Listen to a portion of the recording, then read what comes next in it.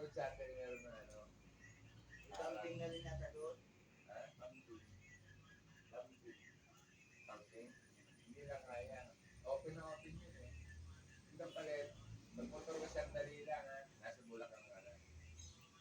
Open yun, wala nang maganda yun. Yung pupuntang ano, yung kapilya mo, siguro.